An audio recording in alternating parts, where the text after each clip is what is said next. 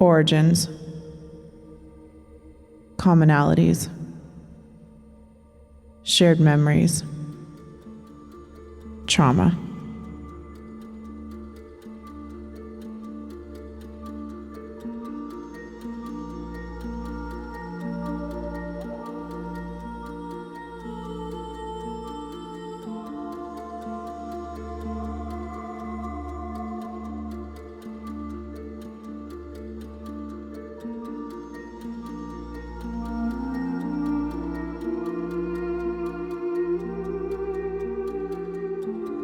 Over the centuries, since the time of Plato, think in terms of things like magic, spirituality and technology.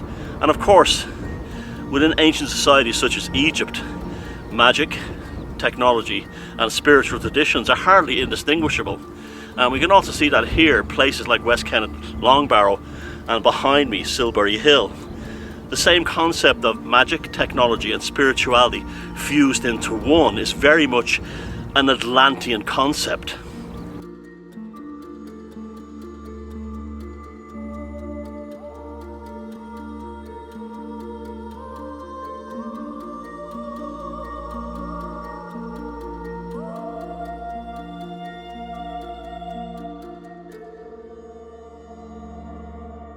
Diner, he spoke of a line of tradition going back directly to Hermes. And then again, we can say this is the same mystical tradition that still goes on today.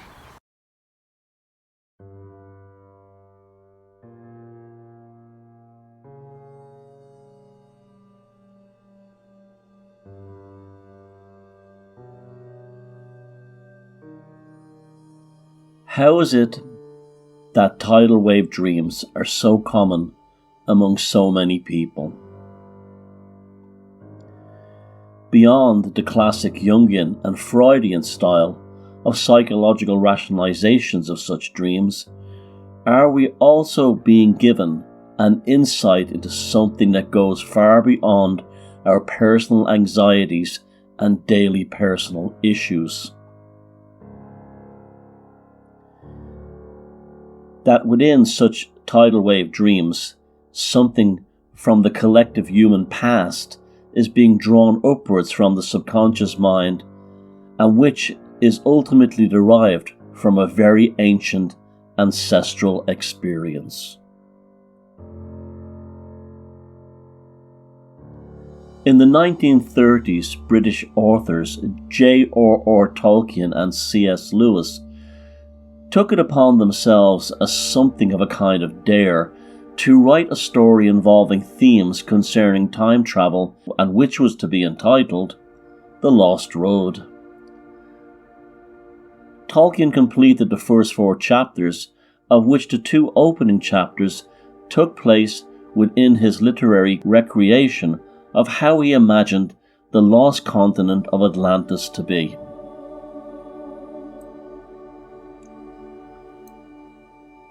The initial elements of the story were heavily influenced by specific folkloric traditions within the northern half of Britain, surrounding that of the arrival of sailing ships containing new agricultural methods, as well as cultural immigration from far out in the North Sea.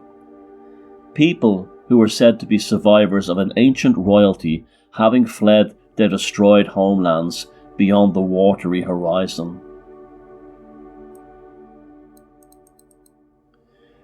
These legends had a profound impact upon Tolkien's consciousness as a result of having been derived from a recurring nightmare surrounding that of a gigantic wave coming inland and submerging a green and fertile landscape. Concerning this tsunami of his nocturnal slumbers, Tolkien stated in letters written during the 1960s that "It always ends by surrender, and I wake gasping out of a deep water. I used to draw it or write bad poems about it." Tolkien, by using the term surrender, is clearly applying a deep sense of fatalism to how he experienced these particular nightmares. The emotional gravitas of how these dreams so deeply affected Tolkien that they clearly went on to be echoed within elements of his own Middle-earth mythology, with the rise and fall of its various civilizations, races and cultures, this being so much more than a loss of what once was, but also that of a deeply lamented beauty, magical systems, and even profoundly spiritual concepts and secrets, which at some flickering subconscious level, humanity, by means of folklore and legend, has been desperately trying to seek out and rediscover ever since. Now, when we talk about this concept of Atlantean codes being triggered within people, at first it seems absurd. Are they carried as memories in the genes? Are they carried as some kind of element of consciousness? But look on it this way, and it doesn't seem so far-fetched after all. When a person receives an organ transplant from another person, a dead person, they often take on the memories, inclinations, tastes, hobbies of the person who donated them a heart, a liver, and so on. This has been well documented. Cellular memory. What if cellular memory is intergenerational and carries within it the collective trauma of past traumas, and every so often when we enter an era of, say, atomic annihilation, engineered viruses, artificial intelligence that we lose control of, do these codes remind us of Atlantis, and does the Atlantean consciousness then begin to take root in the zeitgeist? Even more intriguingly, Tolkien believed his dreams of Atlantis being submerged by a gigantic wave to be ancestral in nature, as both he himself along with his parents, as well as his son Michael, all had the same recurring dream, complete with the same sense of loss and surrender.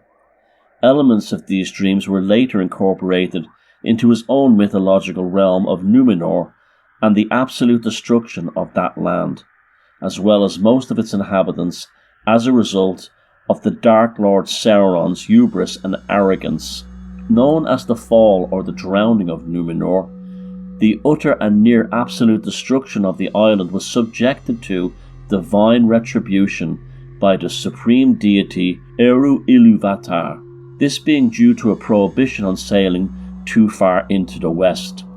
What did Tolkien mean precisely by too far into the west? Is this a literal navigational aspect to the story, or are we dealing with a metaphor? Too far into the otherworldly realms? The forbidden arts and sciences, perhaps? Something that humanity today is also occasionally prone to being a part of, be it particle colliders or experimental viruses. And is this the primary reason why we are so constantly being drawn back to the story of Atlantis? Are our ancestors warning us from the past? Edgar Casey speaks of a group of people in Atlantis, said to be a part, like 50% at least of the population, which were called the Laws of the Sons of One. The Sons of One relate directly to the Hermetic mystery schools that are still going now. About 130, 140 years ago, a consciousness regarding Atlantis began to rise within the popular zeitgeist. For hundreds and hundreds of years, there'd been basically no interest at all within the whole concept of Atlantis. There's no interest in it really. And suddenly about the 1880s and into the early 20th century, a tremendous amount of Atlantean consciousness took root, not only within artists but also in the growth of things like magical societies, the Golden Dawn, the Germanic magical societies and so on. This is also supplemented by things such as writers and artists exploring new fields of literature and the aesthetic. You had Van Gogh, and he was taking what was basically impressionist painting and moving it into something that was almost quantum in terms of how the paintings were designed. You had writers emerging such as H.P. Lovecraft, James Joyce, poetry of the likes of Ezra Pound, William Butler Yeats. These were new things that had not been seen before. And it was almost as if the Atlantean genetic codes had been reactivated within Western people on the cusp of what was to become the horrors of the 20th century, as if to say, your ancestors have been here before, and now here you are again. Too much technology and not the sense or the spiritual depth capable of harnessing and utilizing that technology effectively. Of course, Rudolf Steiner wrote greatly in depth on this subject. This is probably what also led to the development of scientists, not only in the quantum theory field such as Max Planck, but also in the more esoteric experimental fields such as Nikola Tesla.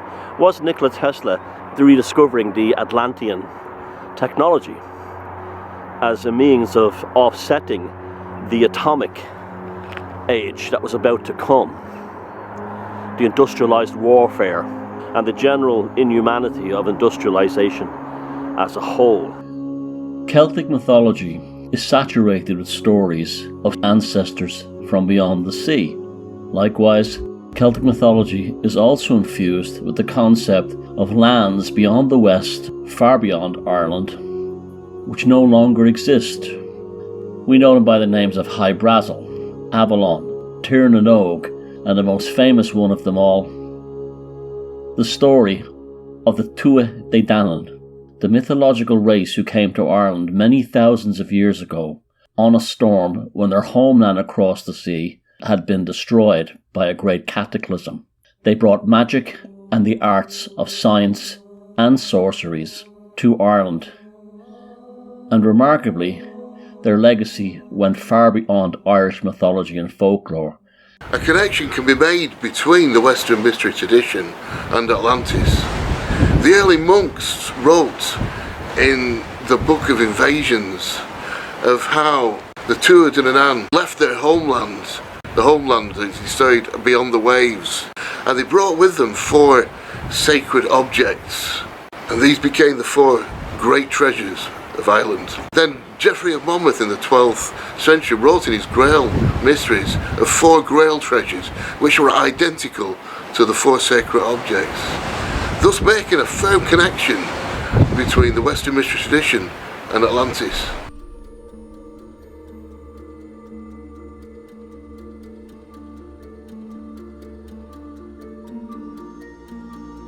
The most significant of these treasures was the cauldron of the Dagda, which then became the chalice of the Grail Mysteries, and eventually made its way into the Ace of Cups within the major arcana of the Tarot, a direct link between an ancient Atlantean type civilization and the esoteric mysteries that remain with us to this day.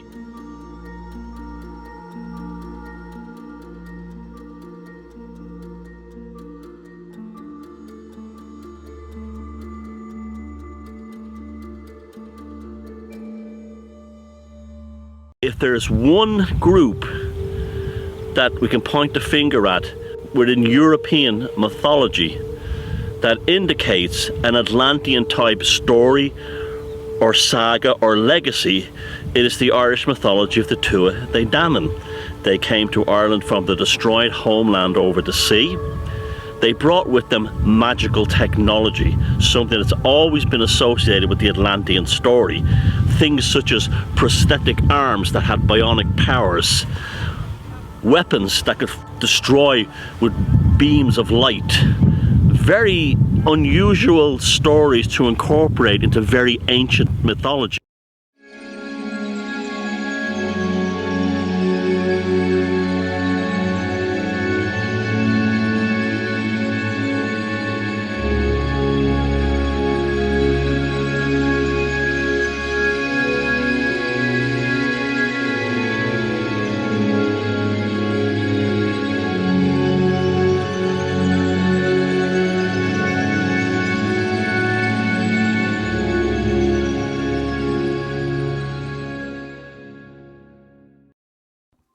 This so-called mace head was discovered at the Bruno Bettelheim megalithic complex in Ireland, conservatively dated at 5,500 years old.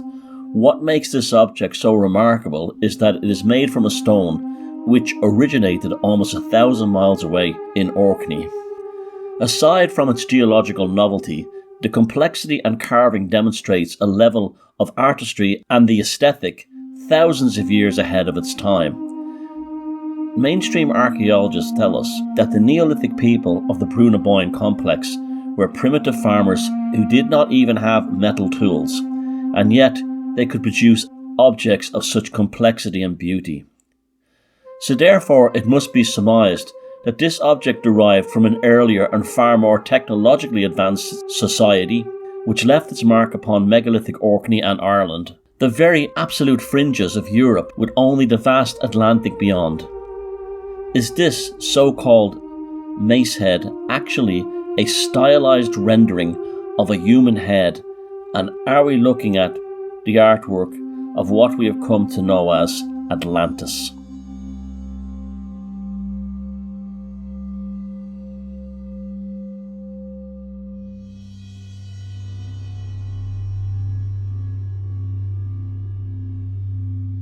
Landscape. Diaspora. Monuments.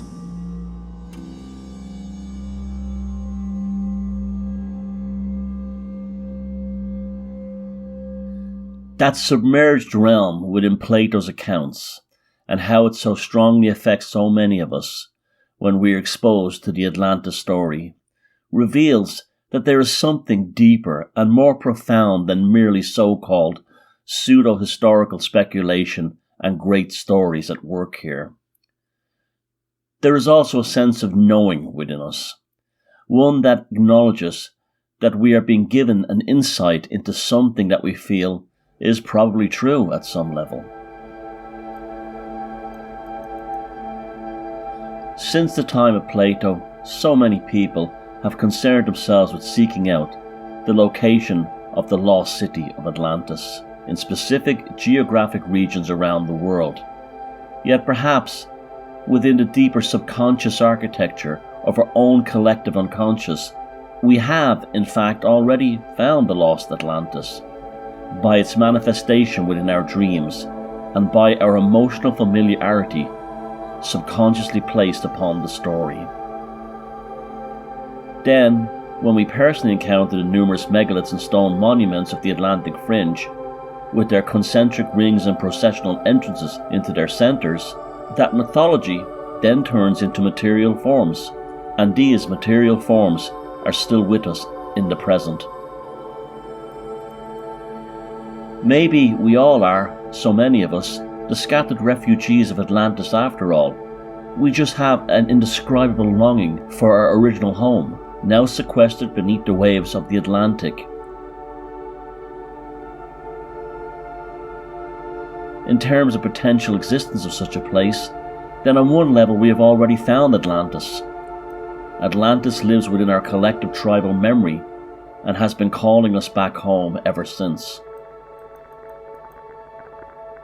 However, beyond such senses of knowing, there is also a world of material evidence and specific locations which can raise Atlantis from the depths of the ocean and place it back firmly into our historical and cultural existence once again.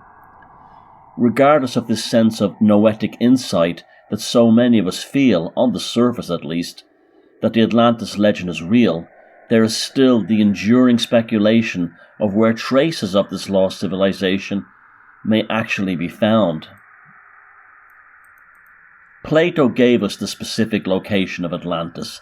It is one thing to have feelings about something, it is another very different matter to provide evidence for its veracity. However, the evidence for the existence of Atlantis is actually abundant when one looks beyond the orthodoxy of mainstream archaeology and accepted historical timelines.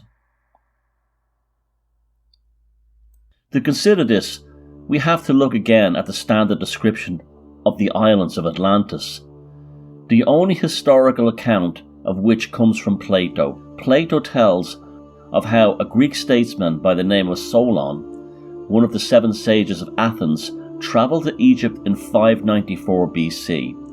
Upon Solon's arrival, he met Sonchus, a priest of the goddess Neith, in the town of Sayas.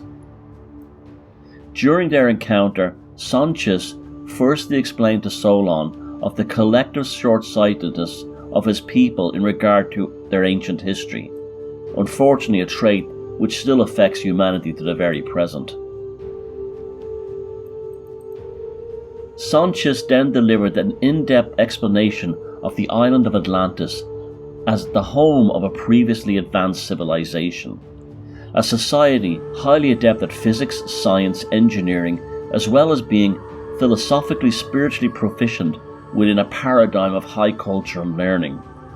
However, the citizens of Atlantis were also highly skilled at warfare and the application of various means of destruction when it suited them. He told of how Atlantis became a massive empire, that the home island of this maritime empire was situated beyond the Pillars of Hercules, or what we know today as the Straits of Gibraltar, between Spain and Morocco, and stretched far out into the Atlantic Ocean. According to Plato's account, Atlantis was a major sea power located in the Atlantic. It was larger than ancient Libya and Asia Minor combined. Considering that Libya at the time of Plato, as well as Asia Minor, now modern-day Turkey, were far larger than they are now, this would have meant that the island of Atlantis itself would have stretched across a vast sway of the North Atlantic. The main island of Atlantis would have spanned almost the entire length across the Atlantic Ocean. This brings the remarkable artifact of the underwater road of Bimini off the coast of Bahamas well into the reach of ancient Atlantis, suggesting that the actual empire of Atlantis was accessible to most of the northern half of the Atlantic Ocean and would have had off-island colonies all around its circumference.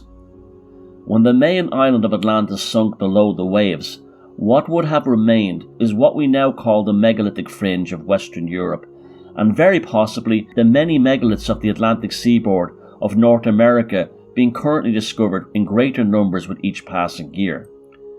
Yet we are told that the megaliths of Western Europe are only 5,000 to 6,000 years old. Atlantis, we are told, was at its peak around 11,000 years ago. However, are the dates applied to the megaliths of Western Europe actually correct? And are they in fact much older? We really don't know the shape, the original shape that is, of these standing stones. These could have been cut smooth, they could have been finished with carvings. We simply don't know. They have been weathered and eroded by thousands of years of the wild elements, but they've also been attacked by stone hunters and Puritan types back in the day who did things like dynamited them, set them on fire, and then poured cold water atop of them, which would cause them to crack. We don't know exactly what these stones originally looked like. We also don't know the precise antiquity. They have carbon dated them or dated them according to conventional methods. The carbon dating usually relies upon digging soil from underneath the stone and dating that, but it's a very unreliable method because everything from rabbits to worms to moles and other burrowing creatures can distribute the soil around in a relatively short time, so every single specimen will be basically contaminated. So the stones are a mystery in the sense that what we see today may not be representative of what was originally here in the past. They may have been finished with straight edges or had complex carvings. We simply don't know.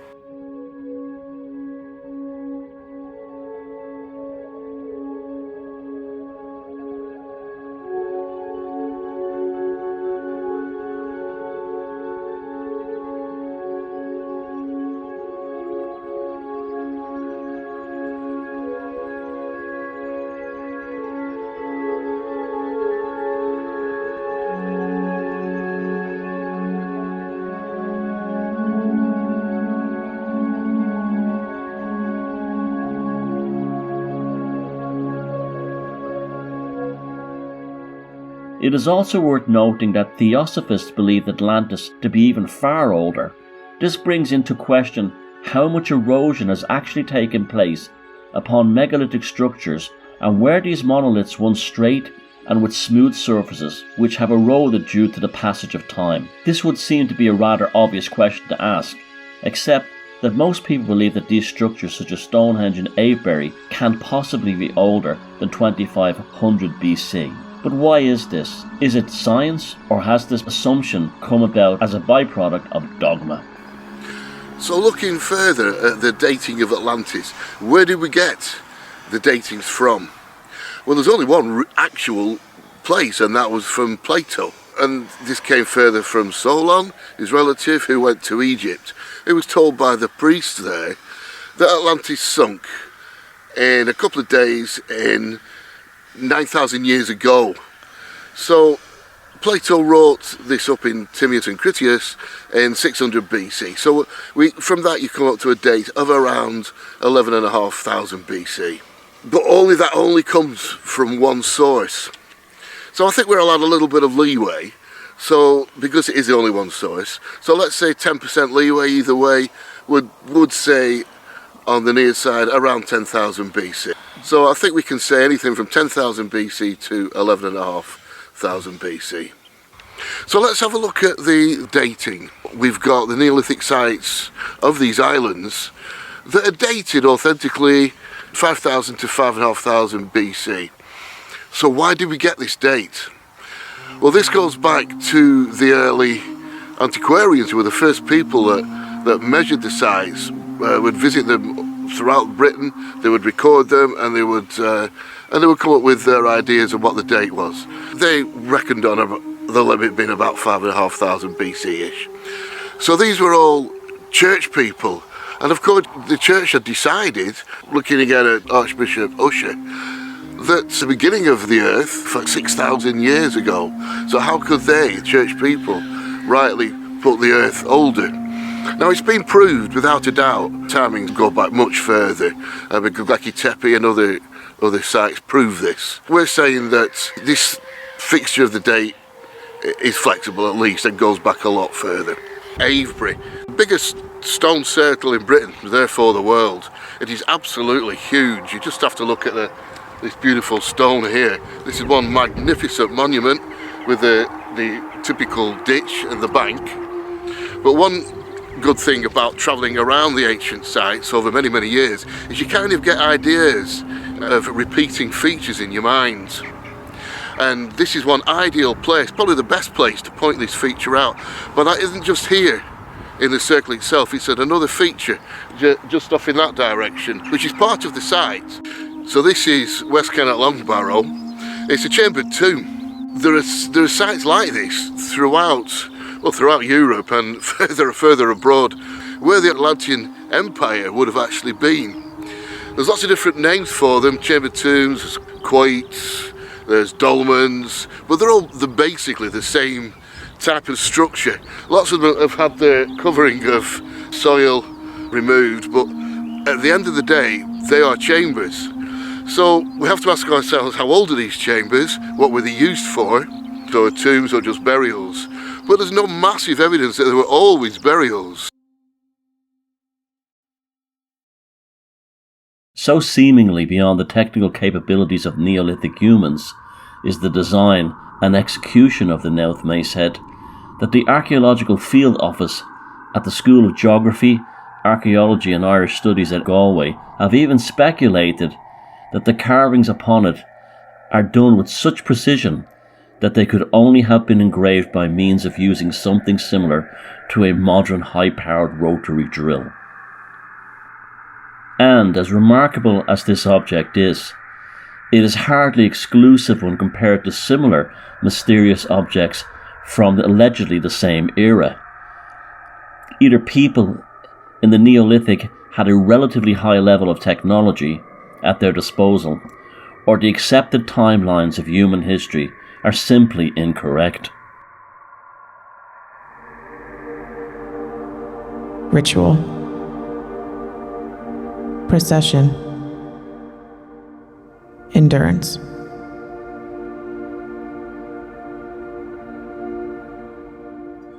Among the most enigmatic and remarkable mysteries of Neolithic Europe is the mysterious carved stone spheres found almost exclusively in Scotland. To date, around 400 have been discovered, with some also having been found in Ireland and England. The Scottish stone spheres all conform to a relatively similar size, being comparable to that of a grapefruit. Their purpose is a complete mystery. Theories of their use have ranged from fishing net weights to some form of token used in a game or as currency. However, what really makes these stone balls truly remarkable is that many contain spectacular carvings and complex designs, which apparently was not possible 5,000 years ago, if mainstream archaeology's conventional dating guidelines are anything to go by. The decorative features are generally carved with evenly spaced patterns, some achieved with near microscopic tolerances of circular protrusions or knobs around the surface of the stone ball. Regardless of their complexity and level of artistry, all of the stone spheres demonstrate symmetrical proportions and composition. While debates among archaeologists tend to surround the specific usage of the spheres, this tends to distract from their remarkable complexity, created at a time when we are told no metal tools were available, and yet many appear to have been machined or cut with precision tools. So who created them at a time in history when antler picks and bone needles were the height of technology for working with other materials? Or do they come from a far older civilization, which did have the technology, at least in terms of metal hand tools, advanced enough to have created their complex patterns and specific proportions? The fact that so many of these stone spheres have been found in the primary location for an Atlantean or surviving Atlantean civilization, that being Orkney, and specifically at the highly important sites of the Ness of Brogner and Skara Brae, connects them to the possibility of having originated from a larger and more complex culture connected to these locations. A culture that goes far beyond that of animal skin wearing primitive people without metal tools. These stone spheres are the product of ancient high technology, and this is undeniable. Interestingly, several have also been found to what appears to having been buried on purpose inside the mysterious recumbent stone circles of Aberdeenshire, suggesting that they were highly valued by Neolithic people of mainland Britain and Ireland, who had inherited them from whatever lost culture from which they derived.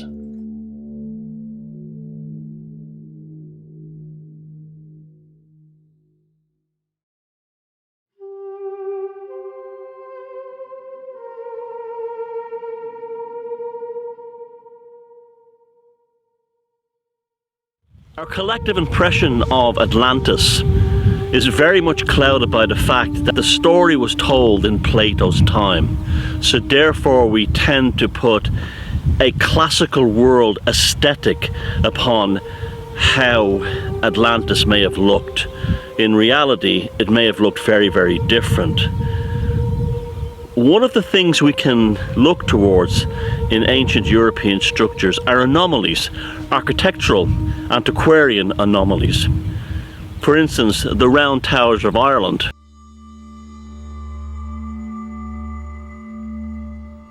Although there are absolutely no records of their original construction details and dates, the assumption has come about that these iconic round towers, which dot the Irish countryside, were built by early Christians within their monastic settlements as bell towers or watchtowers during the Middle Ages.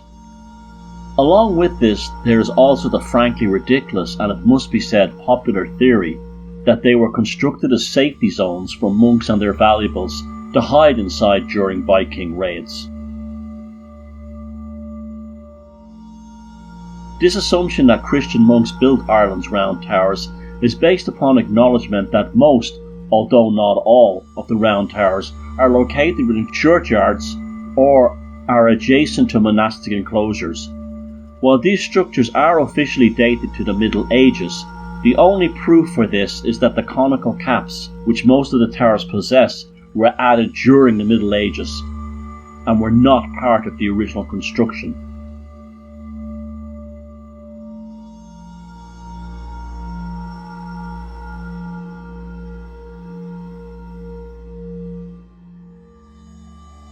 However, aside from the conical caps themselves, placed upon them so as to make the towers look more Christian and church-like, the main structure of the towers themselves would appear to be far older and completely mysterious in origin. Along with this, the towers all conform to a remarkably strict set of design specifications, which suggest that they were all built by the same people, and with that of a highly specific purpose in mind, beyond that of constructing them as a mere watchtowers or bell towers.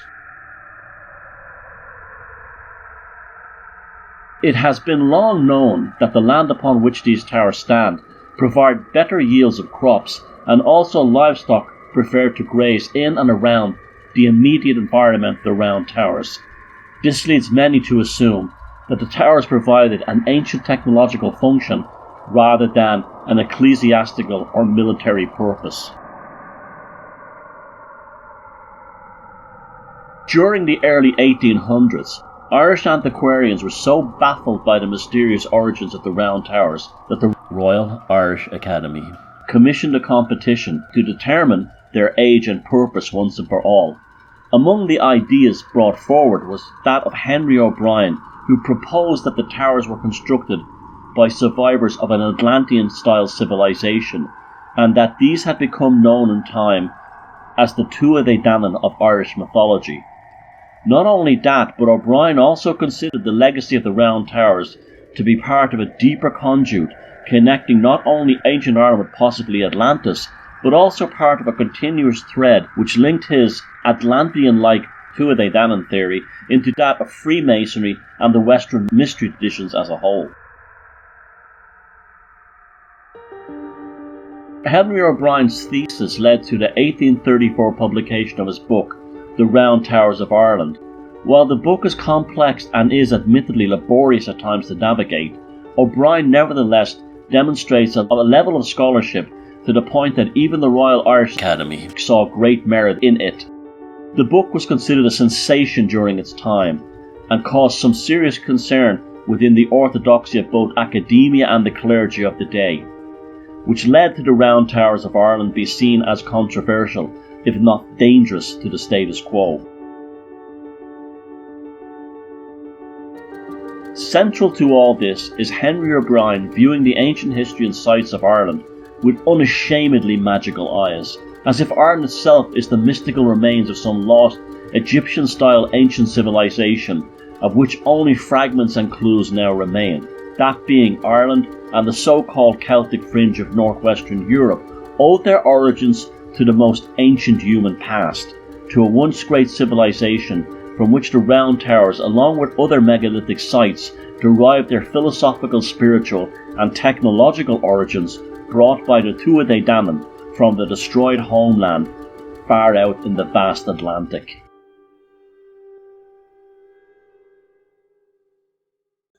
While no doubt that in many cases these structures were built long after the Atlantean Empire fell, they are nonetheless imbued with a design and aesthetic legacy carried on by survivors of Atlantis, then through the ages expressed in design and form in much the same way as the neoclassical revival architecture of the 1700s rediscovered the aesthetic of the pagan Greco-Roman world. In effect, an ancestral aesthetic quality which remained. The Atlantean archaeological architectural heritage is there if we go looking for it.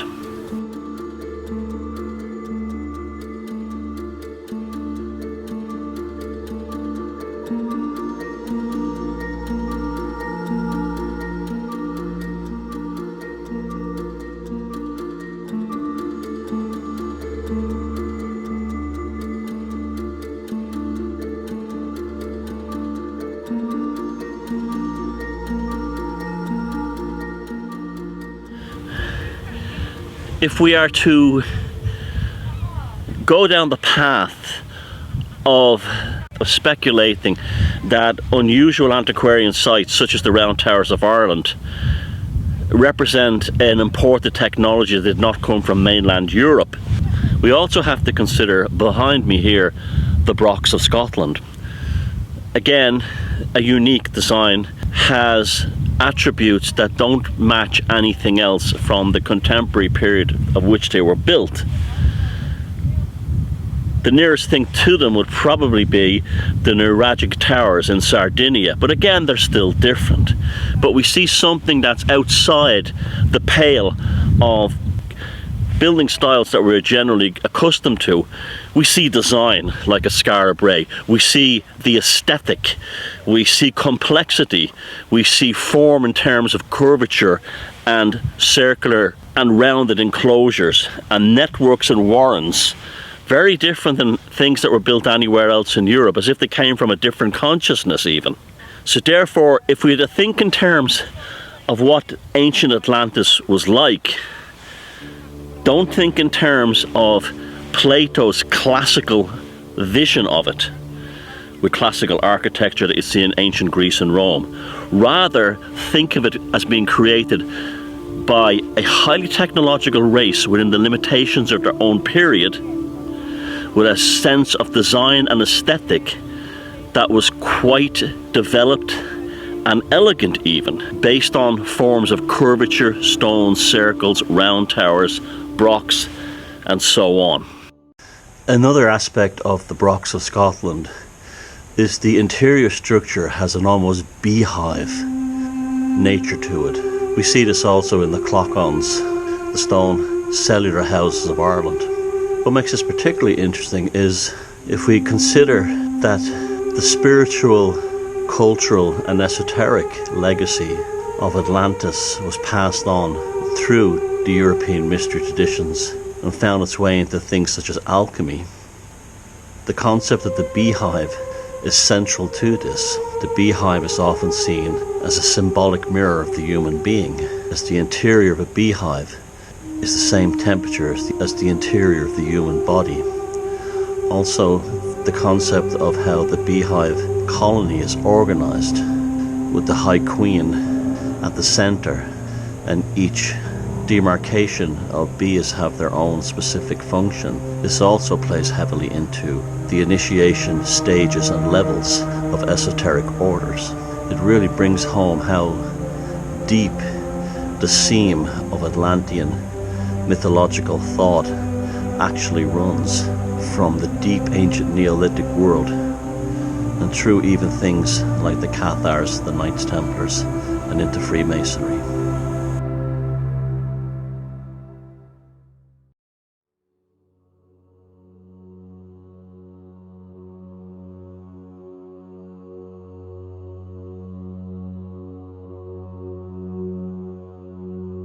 Within Irish mythology, the legendary Atlantic island of Hy Brasil, along with its variant names, Hy Brasil, Hy Brazil, Hy Brasil, and Brazir, continues to hold a firm grip within the overall Atlantean consciousness as a possible fragment of the former continent of Atlantis, which remained long after the main landmass of Plato's island sunk to the bottom of the ocean.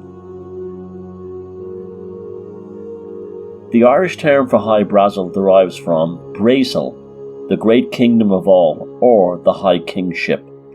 This suggests some very intriguing insights into what was said to be just a small island and being looked upon as a place of past great kingdoms. Ireland's legendary 6th century explorer St. Brendan the Navigator, within the epic Navigato Sancti Brenadati Abbatis, or the Voyage of St. Brendan the Abbot in English, is said to have left from Fenit in County Kerry to sail far out into the Atlantic to locate and convert the inhabitants of the Isle of the Blessed. What can be ascertained for certain is that Hy Brasil did appear on an official map by Dall'Otoro, an Italian cartographer, who placed the location of the island in the Atlantic about 1,000 miles due west of Ireland. From this point on, Hy Brasil appeared, in an almost matter-of-fact manner, on sailing charts and navigational texts. What makes this especially noteworthy is that this was during the age when European sailing ships were well capable of locating and documenting such locations as Hy Brasil with some degree of accuracy. Added to this, the location of Hy Brasil over time became more and more specific and was distinctly shown as being to the southwest of Galway. Spanish mapmakers as late as the Renaissance era were still including the Ilha de Brasil in this same Atlantic location. During the Great Age of Navigation, when European explorers, most notably the Portuguese, embarked upon their epic voyages of discovery, Hy Brasil remained in a fixed location upon so many navigation charts that the hunt for the mythical island became something of a minor obsession among the fortune-seeking and the adventurous. English explorers embarked Bristol in 1480 and 1481 and then returned actually having claimed to have found Hy Brasil. By the start of the 1500s, none other than John Cabot, or Giovanni Cabot, to use his Italian birth name, who was commissioned by the King of England to become the earliest post-Norse explorer of coastal North America, took the Hy Brasil story very seriously. Cabot claimed that upon route to the Americas, he finally found the island known as Hy Brasil. Around the same time as Cabot, the Portuguese explorer Pedro Alvares Cabral believed he had also located it and named it the Ilha de Veracruz, or the Island of the True Cross. Historians to this day argue over the point that it is hard to determine if Alvares Cabral was making the distinction between the island of Hy Brasil and that was later to become known as Brazil in South America.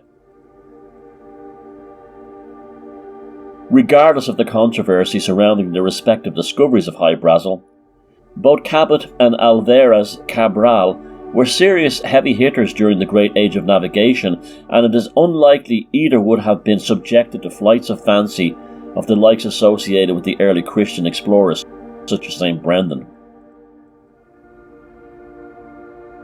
Reports of discoveries as well as landings upon Hy Brasil continued piecemeal until the year 1872, when Irish antiquarian, folklorist and archaeologist Thomas Johnston Westropp, who had claimed to have seen the island on 2 previous occasions, saw the island appear and then finally vanish for good. Westropp had brought along witnesses, including his own mother, to verify his claims. From this point on and to the very present, no reports of sightings of Hy Brasil have been made, which begs the question, was Hy Brasil the last surviving peak from the sinking of the great continent of Atlantis, and which itself eventually succumbed to the fate which befell the rest of that ancient landmass? Certainly there is an element of an Atlantean smoking gun here, which must be considered. In terms of location, Hy Brasil is in the proper location, and Plato did tell us that large mountains existed upon the island. Interestingly, in 1872 was also the year in which the Earth was hit by one of the largest solar flares ever recorded, as well as some of the largest sea storms in history. Solar flares have been connected with earthquakes, and it is not entirely impossible that the island of Hy Brasil not only really did exist, but that it was also possibly unstable, and the solar flare of 1872 may have finally condemned Atlantis' main island towards its predictable fate below the waves.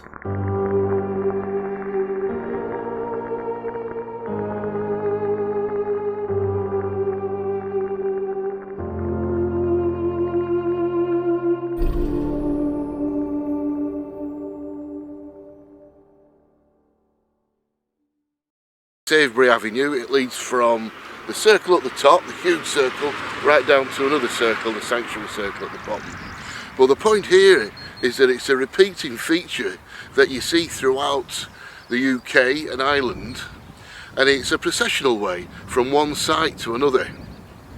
So after visiting these sort of sites for many, many years, you get to see these features that repeat and ask questions, and the answer comes to you slowly, and sometimes even as a rush. So many years noticing the various things that repeat in the circles and avenues. The thing they called the Rose Queen, it was at our local church. I noticed that what we did basically was we would start at the church and we'd have a processional way, and the processional way would lead to church hall where we would have like a festival, like a celebration at the end. And it just seemed that so many sites seem to have these with features, maybe starting at a chambered tomb, following a processional way to a stone circle. And you think, well, could it be that that tradition we had in the church was thousands and thousands of years old? Because it had to start somewhere. As I've travelled around the various places around Britain, it seems to repeat, especially here at Avery. So you start thinking, well, is this something that's new, or is it an old thing? Has it gone back for many, many years? And then you realise that, well, these things have to start somewhere. So just how far back do they go? I would say that these megalithic lines that we see here, these megalithic processional routes, go back, and we're still performing these rituals and ceremonies even now. Anyone who visits a megalithic site, even for the first time, will see that there's many more questions than answers provided. And anybody who's studied the subject for many years will just realise that these anomalies just grow deeper and deeper. It's as if there's been a lost form of engineering, a lost type of physics, even a lost philosophy that surrounds the whole megalithic site idea.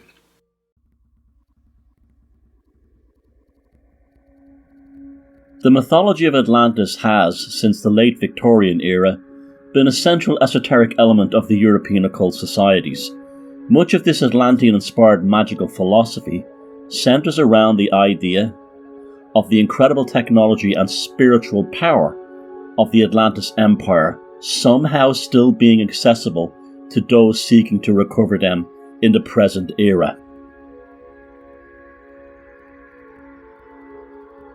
Along with this, there has also been a long-standing belief that these Atlantean arcane secrets are still held by certain individuals, families and groups who use them for their own benefit.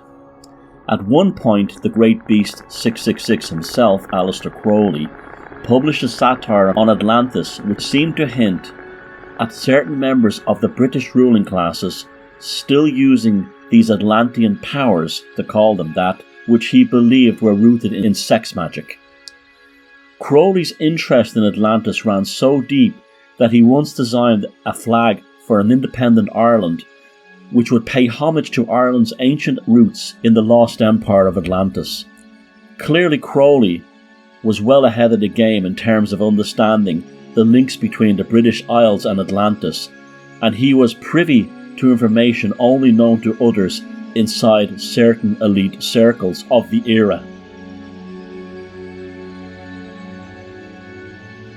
Starting in the 1920s, Lewis Spence, the Scottish folklorist and occult scholar, and Fellow of the Royal Anthropological Institute of Great Britain and Ireland, published no less than 5 books on the subject of Atlantis, which presented some of the most plausible and far-reaching explorations into the subject.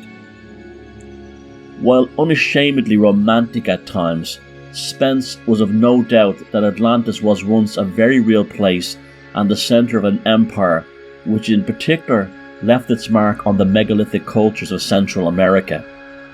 Believing there was plenty of evidence to support Plato's description of the lost civilization.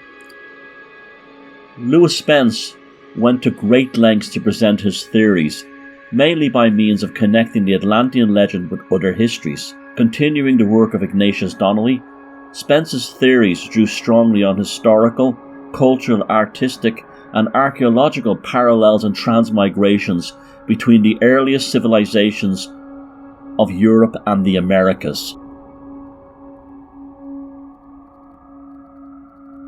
The work of Ignatius Donnelly and Lewis Spence into the Atlantean mythology, considering Plato's story as not in the least allegorical, was universally met with rejection and ridicule by mainstream academia of the time. Perhaps this is even why Aleister Crowley published his own tome on Atlantis, so as to rub the concept of the real Atlantis right back into their faces.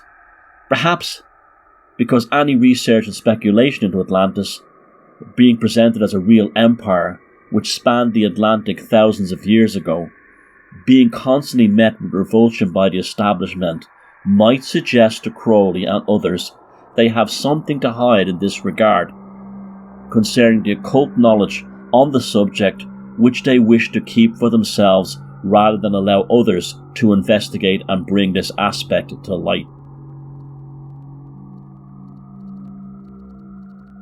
Perhaps the ultimate secret society of them all.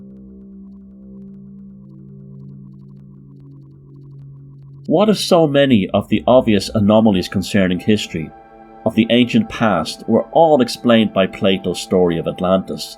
That on some level Atlantis presented something of a silver bullet which can seem to link all these missing pieces together and suddenly make sense of prehistory, ancient complex civilizations, and the huge gaps missing within the historical timeline. Outside the possible archaeological and other evidence for the support of the Atlantis Empire, perhaps the best evidence is found in certain ancient traditions practiced in parts of Western Europe to this day, which may even be a homage to our Atlantean ancestors.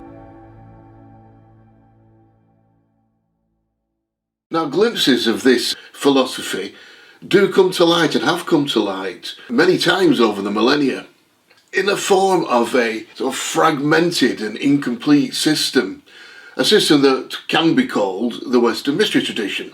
Now, this has often been associated with the Rex Deus family lineage, the god kings as they could be known. Now, these family lineage seem to find themselves in different societies throughout the world, and they always tend to blend in yet rise to the top. In fact, they include some incredibly and extremely notable names, such as the Scottish Sinclairs, who are the Lords of Rosslyn, the whole Saxon dynasty, the Counts of Champagne, Godred of Bouillon, first Patriarch of Jerusalem, and the Habsburgs of the Austro-Hungarian Empire. And this is etc, etc, etc. So how far back do they go? Well, it's uncertain. They claim, for instance, of the elite line of priests in the Temple of Jerusalem.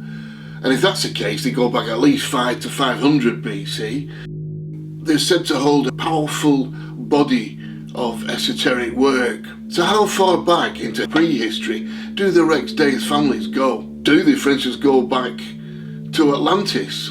Are they the Magi, the god kings of Atlantis that Steiner referred to? Were they among the refugees that fled to the nearby landmasses of Ireland and the UK when the main island of Atlantis sunk beneath the waves? If this was so, then this would explain a couple of things. Explain why the Rex Deus regard themselves as an elite, as a kingly race.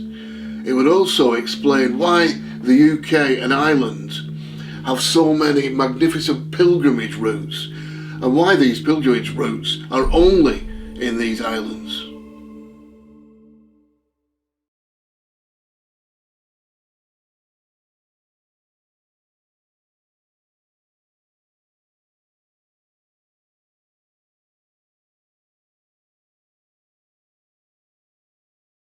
So are the Rex Deus family lineage, are they relevant to us today?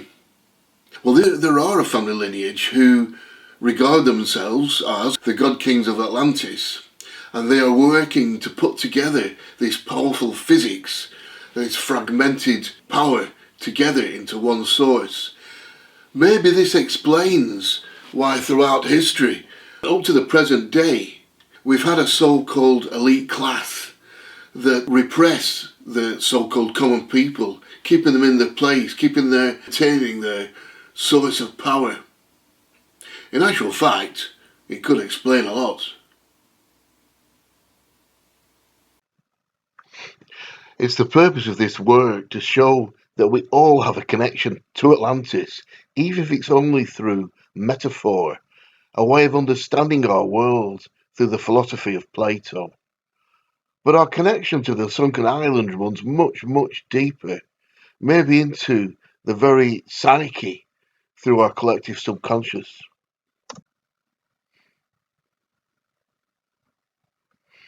As well as the regular people that fled from Atlantis before it sank, there was also an elite race, or a kingly race, bloodline families we can still see today, known as the Rex Deus families. If this is the case, may suffer from a greater sense of loss. After all, they've not only lost their homelands through the fracturing of the Atlantean physics or system of magic, it's argued that these interconnected families have, over the millennia, been attempting to rebuild this magical system to maintain their status as world leaders and keep the so-called common people at bay. Such an internal psychological fear originating from the sinking of Atlantis that they use whatever they've pieced together. This very fragmented magical system, though, can also be seen behind the various magical and mystical trends that appear from time to time.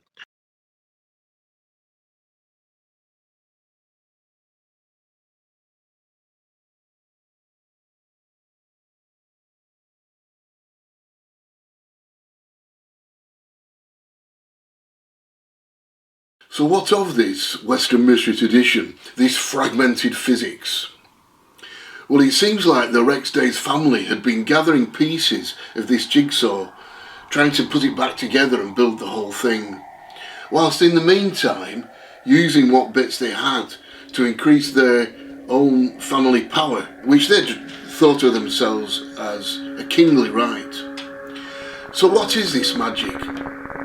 Well, magic is just a physics we don't understand. So it's shown itself again throughout history and prehistory. It was seen in Mesopotamia, in Egypt. The Druids were custodians. And then it was passed down to the mystery schools, which came out of secrecy in the mid-19th century for those who were willing to seek it out. So the system itself recognises the power of the subconscious mind. It recognises the archetypal energies and how the two can work together, provide a system of self-development and personal growth.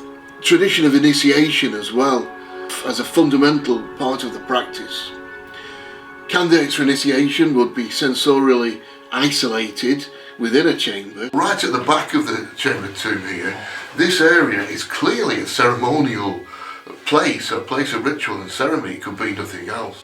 And sort of thousands of years ago, then over the millennia, as the civilizations changed, then the purpose of these sites might have changed. And then after a period of time, removed from the chamber, when they would be reborn as an adept, having gone through this rite of passage.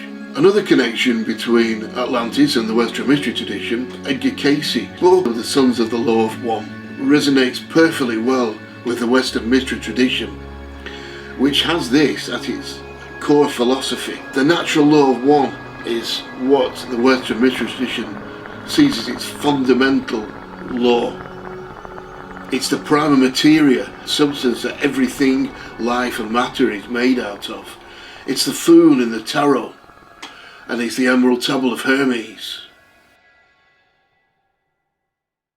So this is a central henge here at Thornborough, which is actually the end of the huge 15-mile long pilgrimage route right up from the Devil's Arrows. There used to be 5, but now there are only 3. Well, they point out the beginning of a massive processional way, which starts here and goes along the plain between 2 rivers, the River Ver and Swale, and passes through some ancient sites until eventually it arrives at the Triple Henge alignment at Thornborough.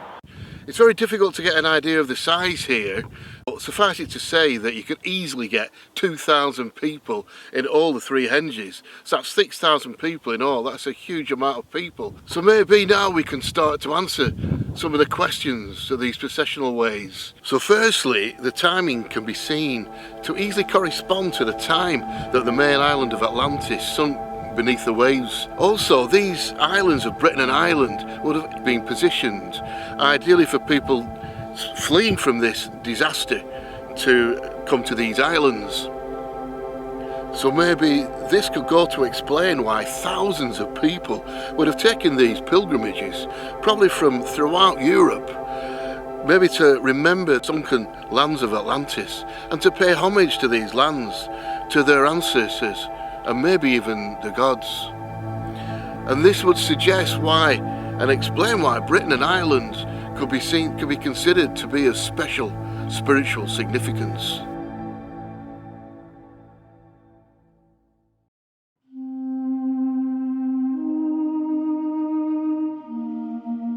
Since the time of Plato, humanity has been seeking to officially rediscover and restore the lost empire of Atlantis. Yet in many ways, Atlantis has been seeking us out as much as we have been looking to find it. Ancient rituals and mysterious architectural anomalies appearing on both sides of the Atlantic gave endless hints to the existence of a civilization from far-off ancient antiquity.